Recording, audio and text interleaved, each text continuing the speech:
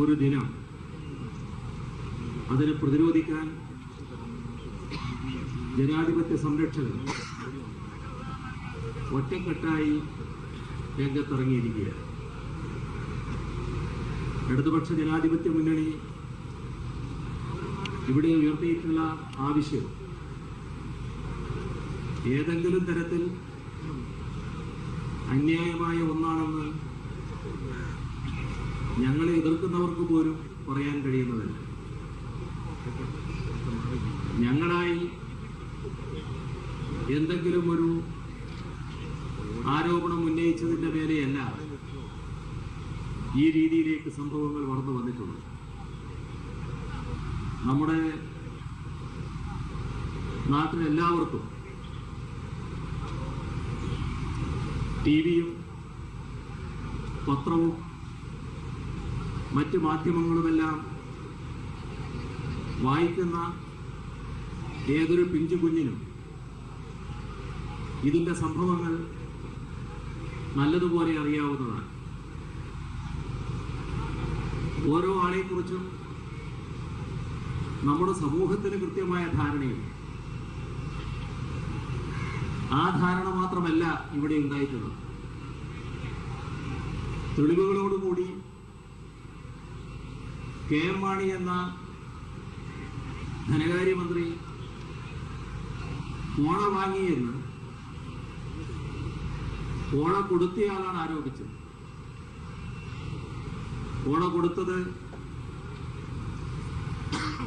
4 കാശിന് ഗതിയില്ലാത്ത ഒരാളാണെന്ന് സമൂഹത്തിന് തോന്നിയിരുന്നുവെങ്കിൽ അത് വെറുതെ കെട്ടിച്ചമച്ച് പറയുന്നതാണ് എന്ന ധാരണയോടെ അത് തള്ളിക്കളയുമായിരുന്നു. കേരളത്തിലെ ബാർ വ്യവസായികളിൽ, മദ്യവ്യവസായികളിൽ പ്രമുഖനായ ഒരാൾ പരസ്യമായാണ് ഈ ആരോപണം ഉന്നയിച്ചത്. ഹോട്ടലുകൾ നടത്തുന്ന,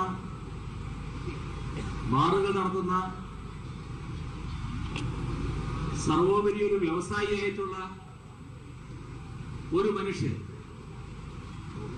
രാഷ്ട്രീയമായി ഒരാരോപണം ഉന്നയിക്കാൻ തയ്യാറാവില്ല.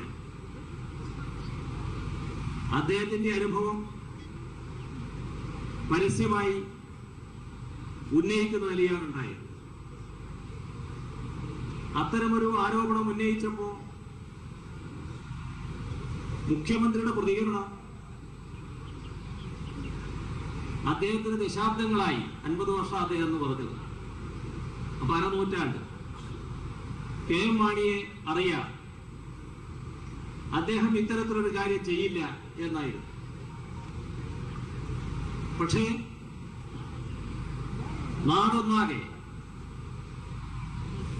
ആ സംഭവത്തിൽ ശക്തമായ അമർഷവും പ്രതിഷേധവും രേഖപ്പെടുത്തുകയും അന്വേഷണം ആവശ്യപ്പെടുകയും ചെയ്യും. ആ സമ്മർദ്ദം ശക്തമായപ്പോഴാണ് അന്വേഷണത്തിന് മുഖ്യമന്ത്രി, ഗവൺമെന്റ് സന്നദ്ധമാകുന്നത്. പക്ഷേ ആ അന്വേഷണം തന്നെ ഏതെല്ലാം തരത്തിൽ പൊളിക്കാൻ കഴിയുമെന്ന ആലോചനയോടെയാണ് അന്വേഷണത്തിന് ഉത്തരവിട്ടത്. സാധാരണ നിലയിൽ ഇത്തരമൊരു ആരോപണം ഉന്നയിക്കപ്പെട്ടാൽ നേരിട്ട് എഫ്ഐആർ ഇട്ട് കേസ് രജിസ്റ്റർ ചെയ്ത് അന്വേഷിക്കുകയാണ് വേണ്ടത്. പക്ഷേ ഇതൊന്നുമല്ല എന്ന് വരുത്തി തീർക്കാൻ പറ്റുമോ എന്നൊരു ശ്രമത്തിന്റെ ഭാഗമായി ഉമ്മൻചാണ്ടിയുടെ നേതൃത്വത്തിലുള്ള ഗവൺമെന്റ് ചെയ്തത് ക്വിക്ക് വെരിഫിക്കേഷൻ എന്നൊരു സംവിധാനം ഉദ്ഘാടനം ചെയ്യുകയാണ്. LDFന്റെ ഉപരോധ സമരം നിയമസഭയ്ക്ക് പരിസരത്ത്, നിയമസഭയ്ക്ക് അകത്ത് എന്ത് സംഭവിക്കുന്നു ഇനിയുള്ള മണിക്കൂറിൽ എന്നതാണ് ഏറ്റവും പ്രധാനപ്പെട്ട കാര്യം. അതിലേക്ക് വരും മുമ്പ് പുറത്ത് യുവമോർച്ച പ്രവർത്തകരും ഇന്നലെ വൈകിട്ട് മുതൽ തന്നെ അവരുടെ സമരവും ഊർജിതമാക്കിയിട്ടുണ്ട്. ബിനു അരവിന്ദൻ നൽകും ആ ഭാഗത്തുള്ള വിശദാംശങ്ങൾ. ബിനു, ഏത് തരത്തിലാണ് സഭയ്ക്ക് അകത്ത് കയറിയുള്ള ഒരു പ്രതിഷേധമൊന്നും സാധ്യമല്ലാത്തതുകൊണ്ട് ഇന്നലെ തന്നെ വലിയ തോതിൽ പ്രവർത്തകരെത്തി സംഘടിച്ചിരുന്നു. ഏത് തരത്തിലാണ് യുവമോർച്ചയുടെ പ്രതിഷേധം മുന്നോട്ട്? വലിയ ആവേശത്തോടു കൂടിയാണ് പ്രവർത്തകർ ഇവിടെ